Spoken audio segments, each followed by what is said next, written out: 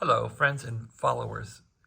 So here is the Apache Marauder HX-10 once again. Last night, I removed the VFO and resoldered all the connections in here, and it came back to life. But I really think the problem with the VFO was a bad 6AU6 tube, which is the Colpitts oscillator tube.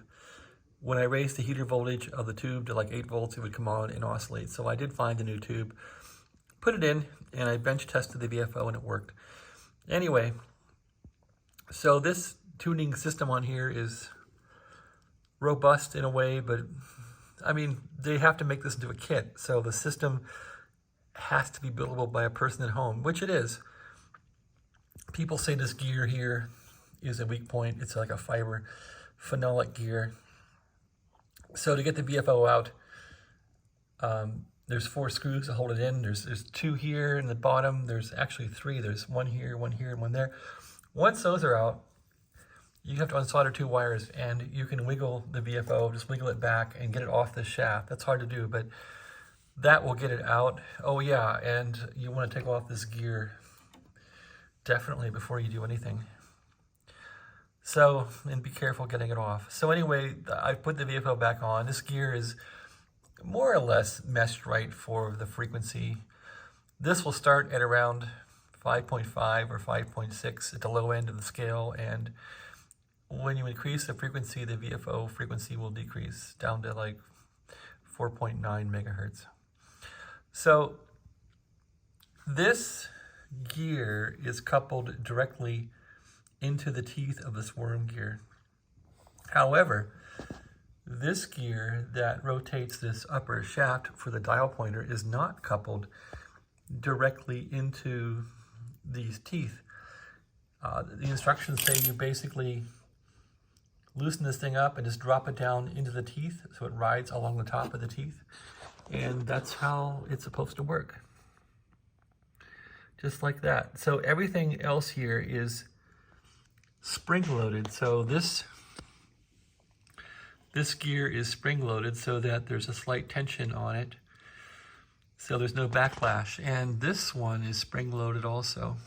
However, I think the spring loading is severe and it's causing failure to the components. I think it's causing failure to this gear. Eventually, people say it wears out.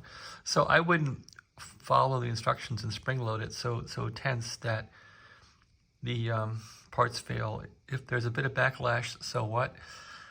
It's better than breaking the part. So this thing for the dial is also spring-loaded, so you can turn this and it'll squirm. Yeah, you can see how it'll squirm back on its own here. So this thing is spring-loaded too. It's pretty severe.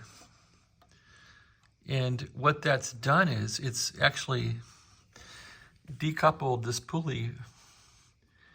This pulley is actually decoupled from this brass fitting. So this brass and this pulley are not attached well anymore. And so there's play in this pulley. And so if this is not aluminum and it's steel, I may want to pull off this pulley and solder it to get rid of that slop.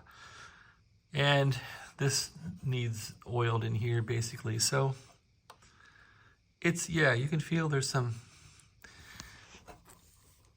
looseness here when I turn. Yeah, see how that works? When I turn this, the shaft doesn't move. So this interface here is bad.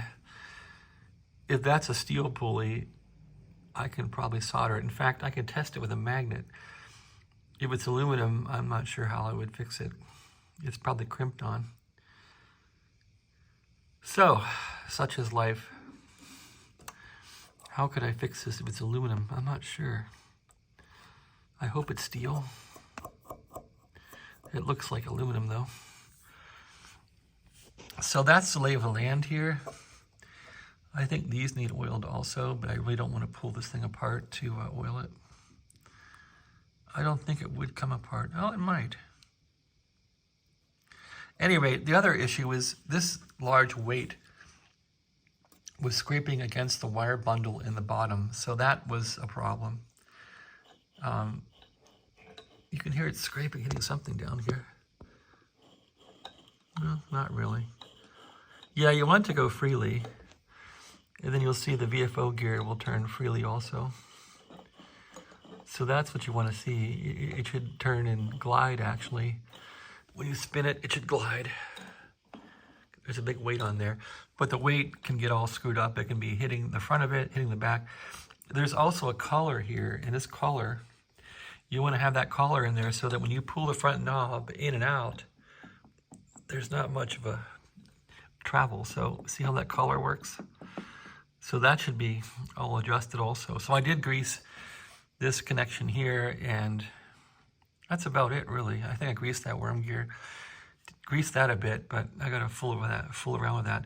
The only problem about greasing is when you get grease in your fingers, the grease ends up the grease ends up here, and it when you handle the radio, the grease ends up here, and it puts prints on here, and it screws it all up. So you be careful with the grease. It ruins the appearance. All right, that's about it. I need to replace the 6AW6 here. I think is bad. It really is original tube. I don't think these are oscillating at all.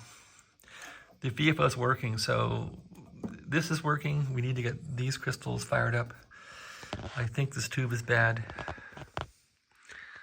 I think a few of these are bad too, voltage regulators.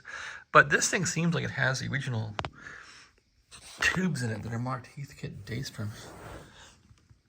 It's and I guess the guy that had this thing must have left it on all the time. Tubes seem like they're all shot.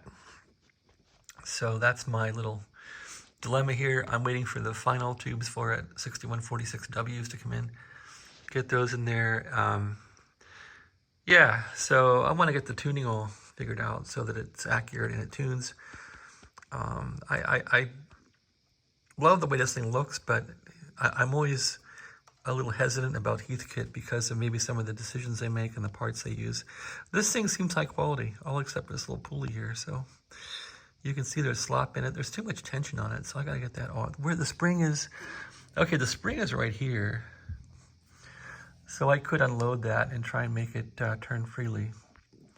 Anyway, that's life with a HX-10 Marauder. How do you fix it and make it yours and make it work well? So that's what we're doing right here. Otherwise, I'm pretty happy with this thing. It looks nice, and it really seems like the guy did a really great job building it.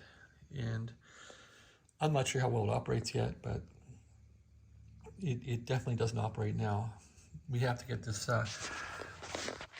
this bank of crystals working with each band. It'll go like this, 80 meters. 40, 20, 15, 10, 10, 10, and that's how it goes. I'm not sure the sideband oscillator works. I guess I could try and check this thing before I get too far along, but yeah, most of these tubes are probably original. Let's see how they look here. Yeah, look at that. So nothing's ever been changed.